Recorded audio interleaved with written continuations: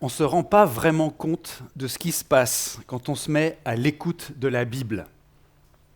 Certains d'entre nous, on trouve ça rébarbatif, peut-être un peu repoussant. La Bible, c'est sec, c'est compliqué, c'est moralisateur.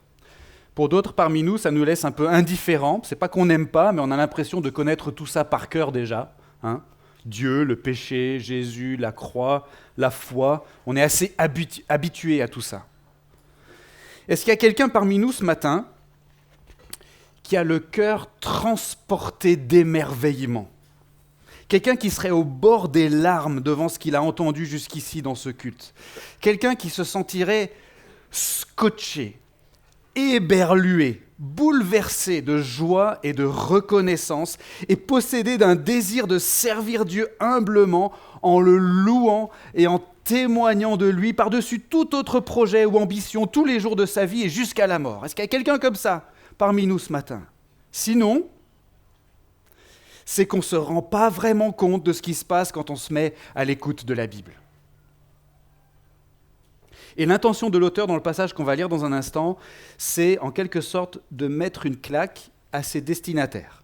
Il veut qu'ils se rendent compte de ce que ça veut dire, de se dire chrétien et de prendre part à la vie de l'Église chrétienne et de se mettre à l'écoute des Écritures saintes quand elles sont fidèlement enseignées dans l'Église. Ce qui se passe dans ces cas-là est en réalité ahurissant.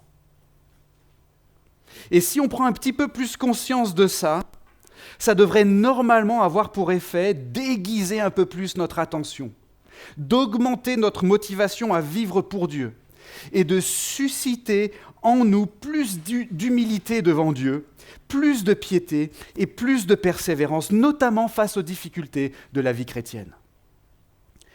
Bref, toute la leçon de ce passage qu'on va lire dans une seconde, c'est la suivante. Si on se dit chrétien, c'est qu'on revendique un privilège inouï qui devrait radicalement transformer notre vie. Lisons tout de suite ce passage qui se trouve dans la lettre aux Hébreux,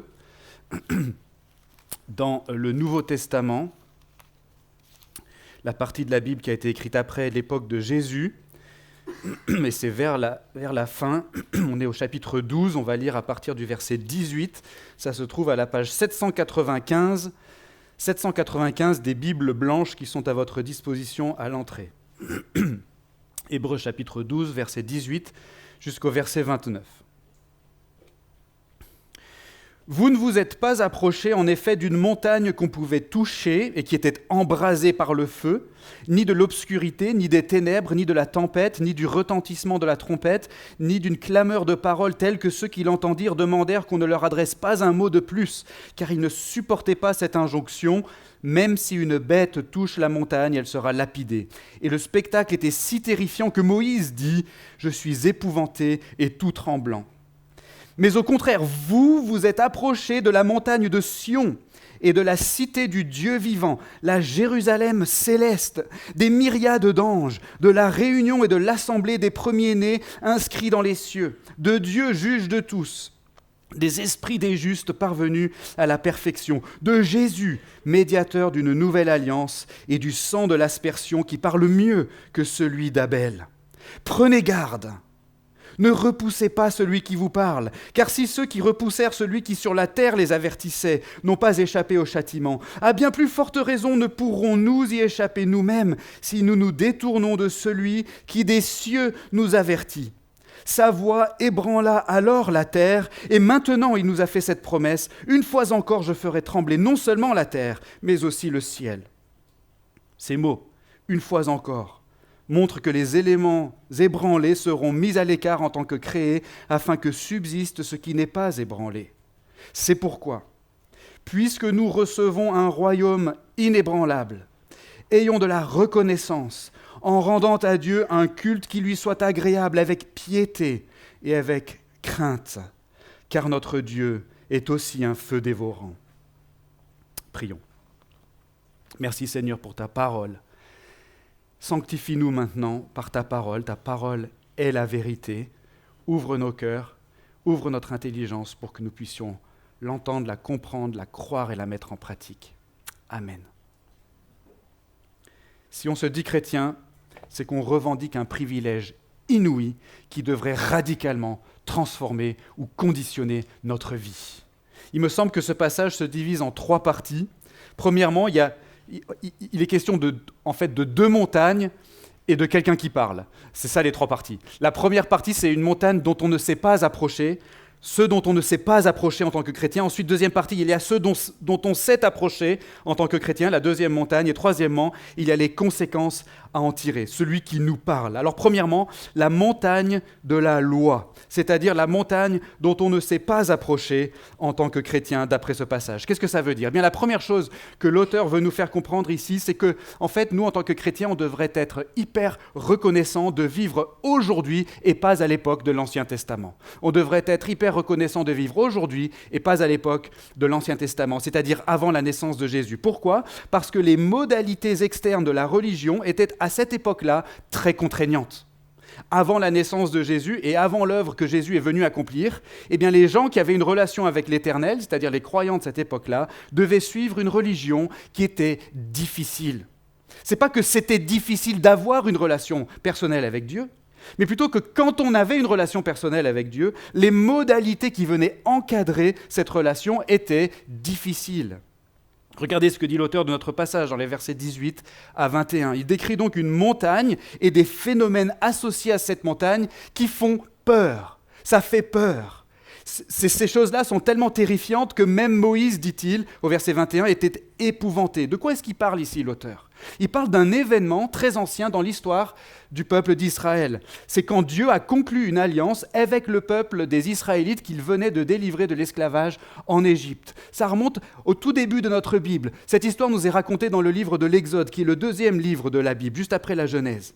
Le peuple était assemblé au pied d'une montagne appelée le mont Sinaï, et Dieu s'est révélé depuis cette montagne à travers des phénomènes spectaculaires. Le feu, les ténèbres, la tempête, le retentissement de la trompette et la voix même de Dieu qui s'est fait entendre depuis la montagne. C'était tellement incroyable, tellement saint, tellement bouleversant, et pour cause, le Dieu de l'univers lui-même s'est manifesté pour établir une relation avec un peuple sur la terre. Et quand le Dieu 3 fois saint, le Dieu transcendant, le Dieu parfaitement pur, le Dieu qui se suffit à lui-même de toute éternité, quand lui, il s'abaisse ou il se déplace pour intervenir dans un monde limité et déchu, eh bien ça secoue nécessairement, vous comprenez ? C'est comme si notre monde, c'était une marmite d'huile bouillante et que Dieu, c'était une carafe d'eau fraîche. Si Dieu se manifestait totalement, tout d'un coup, ce serait l'explosion assurée. Vous versez l'eau fraîche dans la marmite d'eau bouillante, boum ! Alors que fait Dieu ? Il laisse tomber seulement une petite goutte sur la montagne du Sinaï. Et c'est suffisant déjà pour déclencher un cataclysme terrifiant pour les humains. Pourquoi ? Parce qu'en fait, il y a incompatibilité entre la sainteté de Dieu et le défaut de sainteté des hommes et du monde. Mais l'auteur de notre passage, donc, il prend cet événement dans l'histoire d'Israël et il l'utilise ici de façon emblématique pour nous dire, en fait, pour illustrer le fait que toute la religion qui a été organisée à cette occasion-là, qui était la religion d'Israël dans l'Ancien Testament, donc, a été en fait en quelque sorte de la même teneur que cet événement. Parce qu'en fait, la religion d'Israël a été en effet formalisée à cette occasion-là. Les consignes pour la construction d'un sanctuaire, par exemple, les 10 commandements, les instructions pour les sacrifices d'animaux, les fêtes rituelles, les lois alimentaires, les lois cérémonielles, tout ça, ça a commencé là, au mont Sinaï, quand Dieu a conclu cette alliance avec un peuple, le peuple d'Israël, par l'intermédiaire du prophète Moïse. Et toutes ces modalités qui venaient encadrer la relation des Israélites avec l'Éternel, c'était, voyez-vous, des modalités difficiles. C'était des modalités difficiles. C'était contraignant. Alors attention, je le répète, c'était pas la condition pour avoir une relation avec Dieu. Tout ce qui était contraignant, ce n'était pas une condition pour avoir une relation avec Dieu, mais c'était la manière, tout ce qui était contraignant là, c'était la manière dont Dieu avait choisi d'administrer pendant un temps ses promesses aux humains. C'était la manière dont les humains manifestaient leur foi en retour. C'était les modalités qui encadraient, si vous voulez, de façon externe, la religion d'Israël. Et c'était dur, c'était exigeant, c'était même désagréable à certains égards. Imaginez, la circoncision déjà, les sacrifices d'animaux, pas n'importe quels animaux, les meilleurs animaux, les rites de purification, les dîmes, les offrandes de prémices, le rachat des premiers-nés, etc., sans compter l'interdiction de manger des huîtres, du saucisson ou des crevettes. Et donc l'auteur est en train de nous dire que ces événements terrifiants du mont Sinaï, c'est représentatif en fait de la religion de l'Ancien Testament. C'était censé impressionner, c'était censé intimider et même épouvanter. Pourquoi ? Parce que c'était censé justement révéler à quel point on est indigne par nature de nous approcher de Dieu. Et combien on ne supporterait pas si Dieu s'approchait de nous. D'après la Bible, la loi qui a été donnée au mont Sinaï par l'intermédiaire de Moïse a été donnée précisément avec une fonction pédagogique. Fondamentalement, la loi de Moïse, comme on l'appelle, ou parfois on l'appelle la loi du Sinaï, a été donnée pour apprendre des choses aux Israélites et par l'intermédiaire des Israélites pour apprendre des choses à tous les humains. Le but de cette loi, et donc le but des modalités externes de la religion d'Israël, a été de montrer la gravité du péché. C'est-à-dire à quel point le péché, le mal qui habite en nous et qui conditionne nos actes, nos pensées, nos paroles, nos motivations, nos désirs, combien le péché est un virus mortel qui nous a tous contaminés et dont il nous est impossible de guérir par nous-mêmes. Et donc, dans la mesure où la loi est destinée à révéler ça, c'est normal que ce soit désagréable pour nous, vous comprenez ? La loi de Moïse, c'est comme une IRM.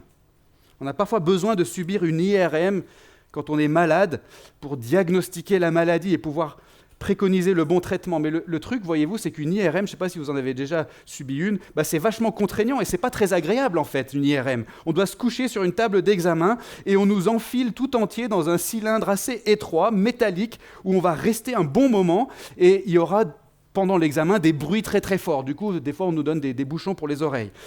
Mais c'est nécessaire et bienfaisant, bien que ce soit contraignant et désagréable, c'est nécessaire et bienfaisant au fond. Et donc Dieu a donné la loi de Moïse, il a conclu l'ancienne alliance, si vous voulez, pour administrer cette IRM aux Israélites et à tous les hommes dans le but de révéler la maladie et de révéler la gravité de la maladie et donc de pousser les Israélites et tous les humains à se tourner vers Dieu justement, par la foi et à s'attendre à lui pour notre pardon, pour notre guérison, pour notre délivrance, pour notre salut. C'était ça le but de la loi de Moïse.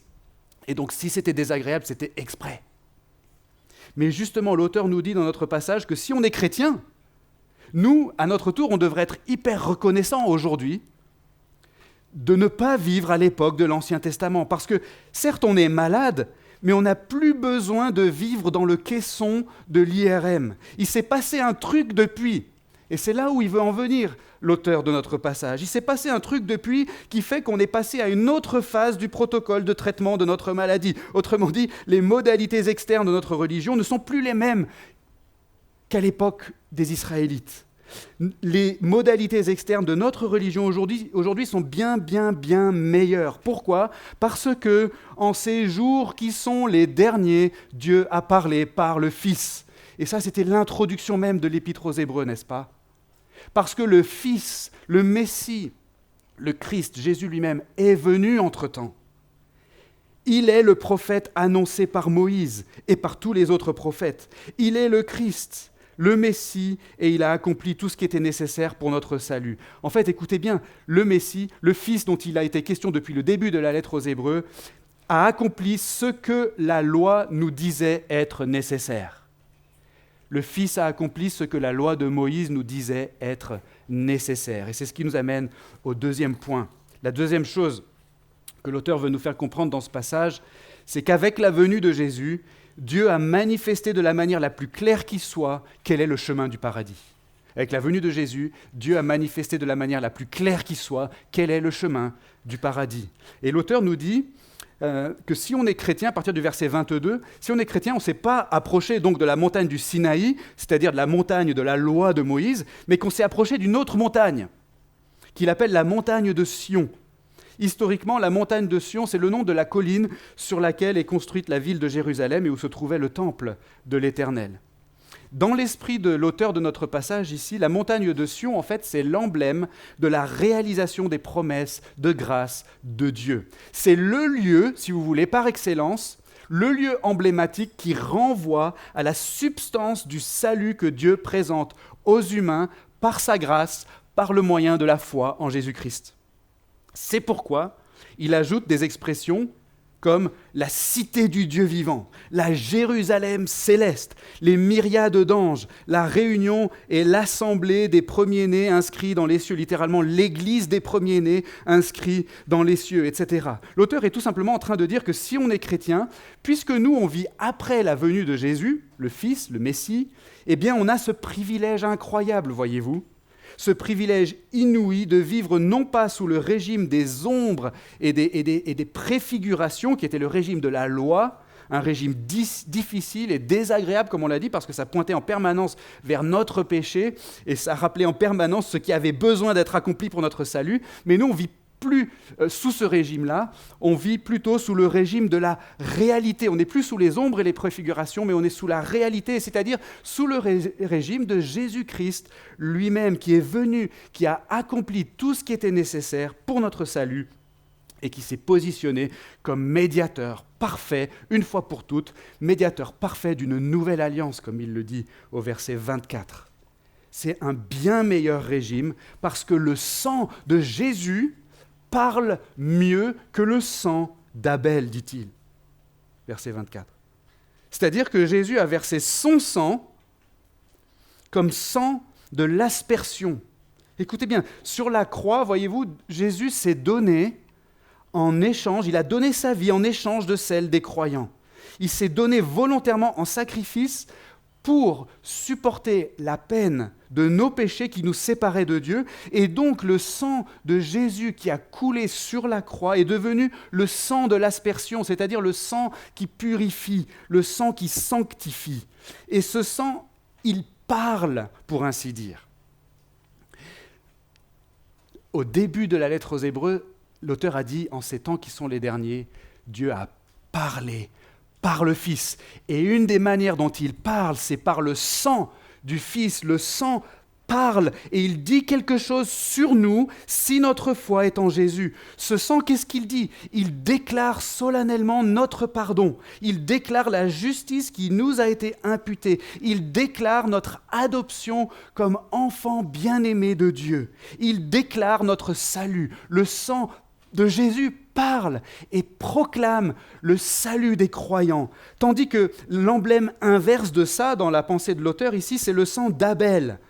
Abel, c'était l'enfant d'Adam et Ève, c'était la victime du premier meurtre de l'histoire, tué par son frère Caïn. Et le texte nous dit dans la Genèse que son sang, à Abel, il criait du sol jusqu'à Dieu pour réclamer la vengeance et la rétribution contre le pécheur. Le sang d'Abel, si vous voulez, dans l'histoire biblique, c'est le début d'un flot de sang qui a commencé à couler depuis les premières pages de l'Ancien Testament, puis pendant des siècles et des siècles, notamment à travers tous les sacrifices d'animaux dans la religion d'Israël dont il fallait répandre le sang sur l'autel, mais aussi par la circoncision elle-même, qui était un rite sanglant.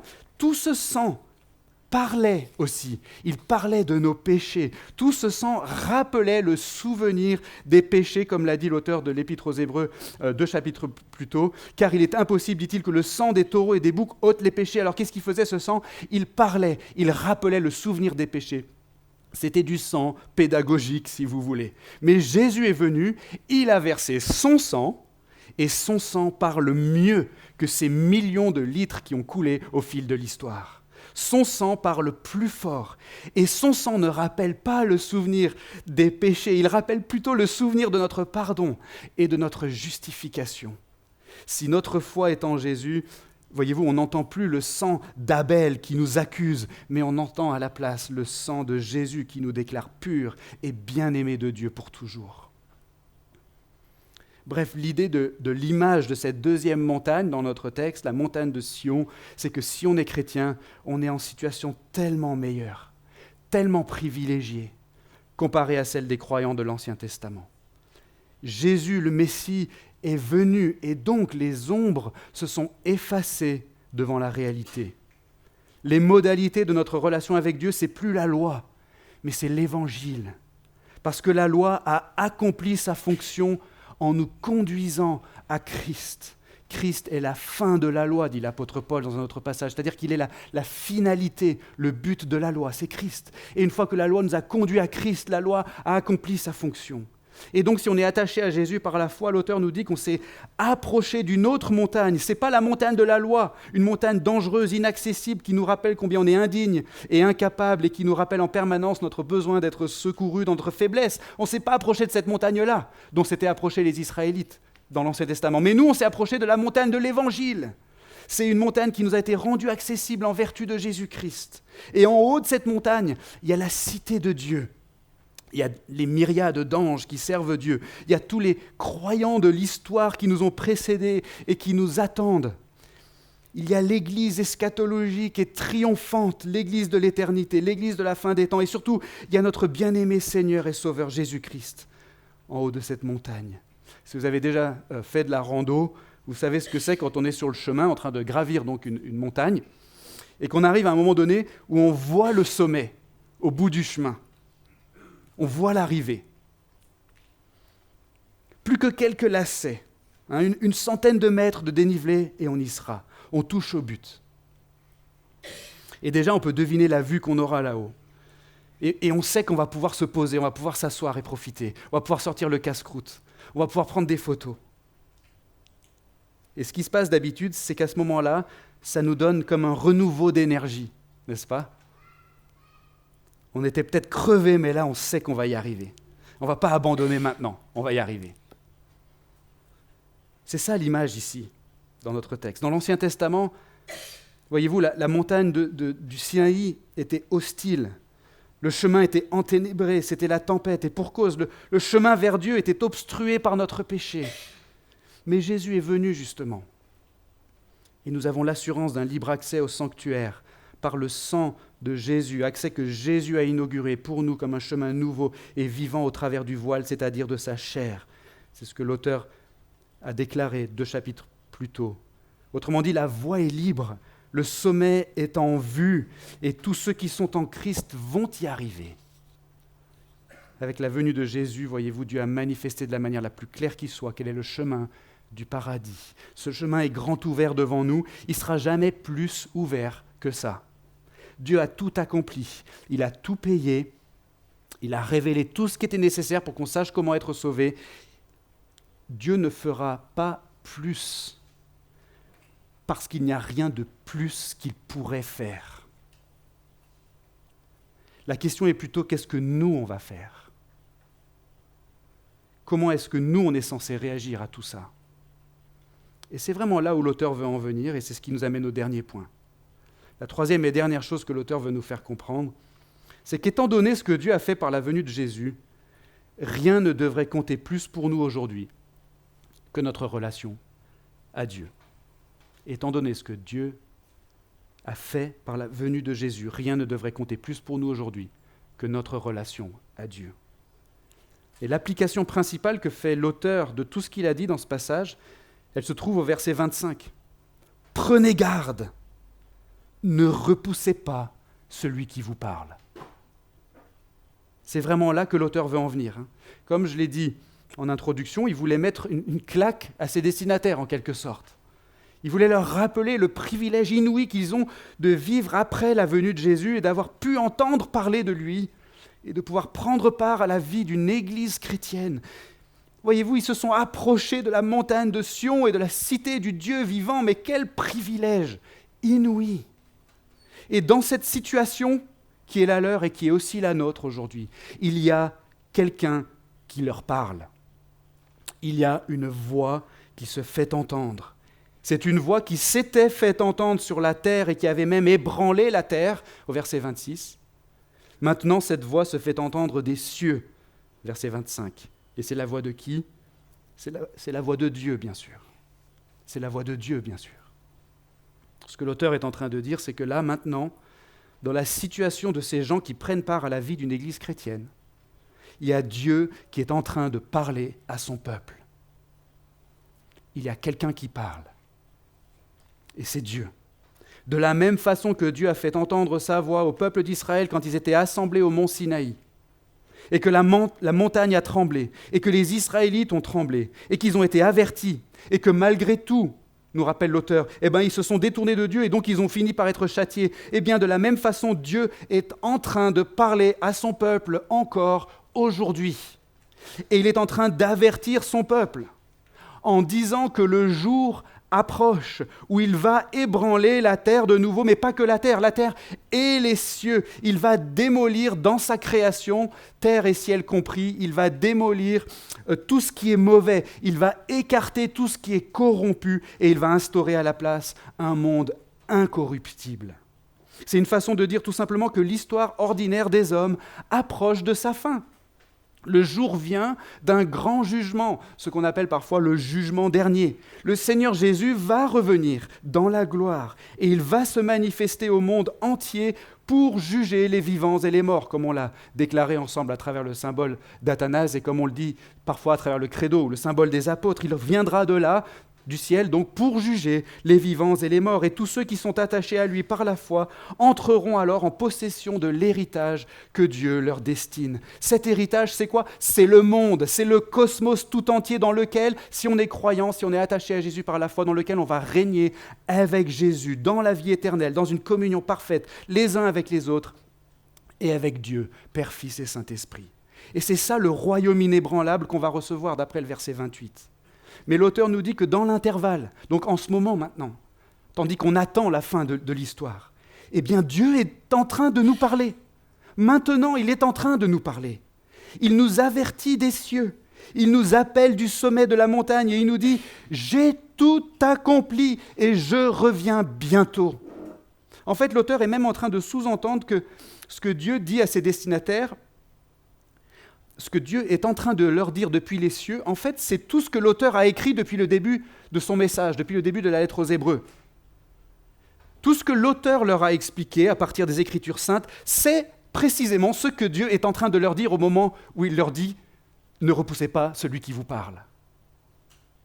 Et Dieu est en train de leur dire, si vous avez suivi attentivement toute cette série de messages sur la lettre aux Hébreux, Dieu est en train de leur dire qu'ils ont une assurance solide en Jésus-Christ et qu'il y a de salut en nul autre qu'en lui et que ce serait de la folie de se détourner de lui. Rappelez-vous que la tentation pour les premiers destinataires de ce texte, c'était justement, après avoir professé la foi en Jésus le Christ, le Messie d'Israël, la tentation pour eux, c'était finalement de faire marche arrière, de se détourner et de renier le Christ, sous la pression, sous l'hostilité de la société dans laquelle ils se trouvaient. Vous savez, parfois, en tant que président de l'association de notre Église, parfois je reçois des courriers de gens importants, comme par exemple de la préfecture, pour m'avertir, par exemple, qu'on est encore en plan vigipirate, c'est-à-dire qu'il peut y avoir un risque de violence contre les chrétiens, notamment pendant les périodes de fêtes chrétiennes, comme c'est le cas actuellement. Et moi, qu'est-ce que je suis censé faire en tant que président de l'association et en tant que pasteur ? Je suis censé prendre ces avertissements à cœur. Je suis censé les communiquer aux autres responsables et peut-être aussi les communiquer aux membres de l'Église. Si je prenais ces avertissements à la légère, « Oh, encore un courrier de la préfecture, poubelle », si je m'en fichais, ce serait irresponsable de ma part, voyez-vous. Bien écoutez, on reçoit en permanence à l'église Lyon-Gerland une communication autrement plus importante que celle de la préfecture. C'est une communication de la part de Dieu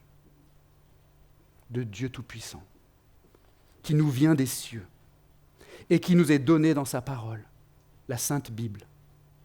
Et une des raisons pour lesquelles c'est si important de se réunir le dimanche, c'est notamment pour écouter et recevoir ce que le Dieu de l'univers veut nous dire depuis les cieux. Ce serait irresponsable de prendre ça à la légère. Ce serait irresponsable pour les enseignants et les prédicateurs dans l'Église de ne pas s'appliquer avec le plus grand sérieux à cette tâche. Et ce serait irresponsable pour les membres de l'Église de ne pas écouter attentivement et de ne pas prendre à cœur ce que Dieu dit. Et c'est ça l'idée de ce troisième point. Comme je l'ai dit, étant donné ce que Dieu a fait par la venue de Jésus, rien ne devrait compter plus pour nous aujourd'hui que notre relation à Dieu. Et dans cette relation, Dieu nous parle. Il n'est pas lointain, dans un coin reculé de l'univers, il n'est pas silencieux, au contraire, il est proche. Et il nous enseigne, il nous avertit, il nous console, il nous encourage, il nous corrige par le moyen de la Bible. Il nous parle de qui il est, il nous parle de comment il est, il nous parle de ce qu'il a fait, de ce qu'il compte encore faire, et il nous parle aussi de nous. Il nous parle de notre place dans son projet, il nous parle de l'amour qu'il a pour nous, ses enfants, il nous parle de l'héritage qu'il nous réserve, il nous parle de notre destinée éternelle auprès de lui, il nous parle de plein de choses. Dieu. Et si on l'écoute, si on reçoit sa parole, eh bien quand on considère ce qu'il nous dit, ça devrait produire en nous tellement de reconnaissance, tellement d'émerveillement, et un désir de plus en plus grand de le servir et de lui rendre un culte qui lui soit agréable, avec piété et avec crainte, comme dit l'auteur. Alors je disais en introduction qu'on ne se rend pas vraiment compte de ce qui se passe quand on se met à l'écoute de la Bible, n'est-ce pas ? Et je disais que l'intention de l'auteur dans ce passage, c'était de faire prendre conscience à ses destinataires de ce que ça veut dire en fait, de ce que ça veut dire de se dire chrétien et de prendre part à la vie d'une église chrétienne et de se mettre à l'écoute des Écritures saintes quand elles sont fidèlement enseignées dans l'église. Et l'auteur voulait en quelque sorte, comme je l'ai dit plusieurs fois, leur mettre une claque, les secouer et leur montrer que ce qui se passe en réalité, c'est ahurissant. C'est ahurissant. C'est ahurissant parce que la communauté chrétienne, particulièrement quand elle est réunie en église, comme c'est le cas ce matin, et quand elle rend un culte à Dieu, eh bien la communauté chrétienne, elle se tient en quelque sorte sur le flanc de la montagne de Sion. Elle regarde, et tous ensemble on regarde vers le sommet, et on voit tout près de nous, pas si loin finalement, la cité du Dieu vivant. On voit la Jérusalem céleste qui s'apprête à descendre sur la terre. On voit les myriades d'anges qui servent notre grand Dieu, et on voit l'église invisible. On voit l'assemblée des élus dont les noms sont inscrits dans le livre de vie. On voit la grande nuée de témoins qui nous attendent sur la ligne d'arrivée. On voit surtout Jésus, notre grand souverain sacrificateur, assis à perpétuité à la droite de Dieu et qui intercède inlassablement pour nous. Et en regardant vers le sommet, dont l'accès a été complètement ouvert par Jésus-Christ, eh bien nous, l'Église chrétienne, on entend une voix. C'est la voix de notre Dieu qui nous parle. La voix du bon berger qui conduit son peuple, la voix du maître qui avertit et qui corrige, la voix du rédempteur qui console et qui encourage, la voix du souverain juge qui annonce son retour prochain. Voilà ce qui se passe quand on est chrétien et qu'on prend part à la vie de l'Église chrétienne. Et c'est pourquoi je disais que toute la leçon de ce passage finalement, c'est que si on se dit chrétien, c'est qu'on revendique un privilège inouï qui devrait radicalement transformer notre vie. Si on prenait vraiment, sincèrement, profondément conscience de ces réalités, ce serait impossible de rester indifférent. On serait bouleversé. On serait transporté de joie de se rendre compte qu'on vit sous la nouvelle alliance, après la venue de Jésus, et qu'on peut rendre un culte à Dieu librement, en esprit et en vérité, sans toutes les contraintes de la loi de Moïse. On serait tellement pressé de prier, de lire la Bible et de venir au culte le dimanche pour adorer Dieu dans la simplicité, pour recevoir sa parole, pour prendre la Sainte Seine tous ensemble. On serait dans l'émerveillement en pensant à notre statut de croyant en Jésus-Christ. Étant attachés à lui par la foi, on est devenus des citoyens du ciel, des concitoyens des anges et des patriarches. Et on peut lever la tête dans nos difficultés et on peut voir la destination qui n'est pas si loin, qui est même tout proche. La cité du Dieu vivant, la Jérusalem céleste où Jésus lui-même nous prépare une place. Et on serait tellement attentifs en attendant. On tendrait l'oreille à ce que Dieu nous dit. On prendrait à cœur sa parole. On chercherait à grandir en piété. On vivrait dans la révérence sous son regard. On témoignerait de lui et on persévérerait jusqu'au bout parce qu'on serait convaincu qu'il est vraiment tout pour nous. Je vous invite à la prière.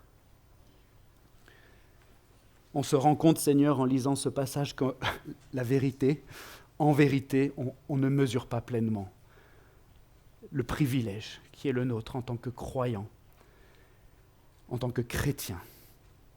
Et on te prie, Seigneur, d'une part de nous pardonner notre nonchalance peut-être, notre manque d'attention notre manque d'émerveillement.